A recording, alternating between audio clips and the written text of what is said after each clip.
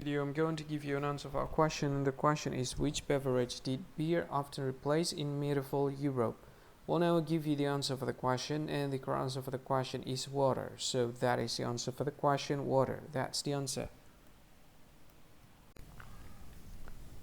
Hi, thank you so much for watching this video. If you find this video is very useful, you can help this channel to grow by subscribing this channel. Please this subscribe button and don't forget to like this video.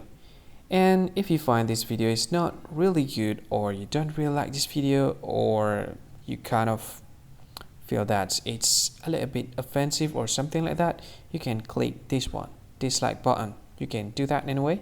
And if you want to share this video with your friend, you can share it by clicking this share button, and you can share it to any social media that you wish that is currently available at this time, like Facebook, Twitter, LinkedIn, and many others, right?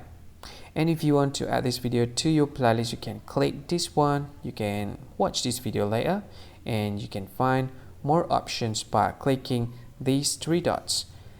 And yeah, don't forget to subscribe. I think that's all of it. Thank you so much for watching this video, and see you again in another video. Bye bye. See you again.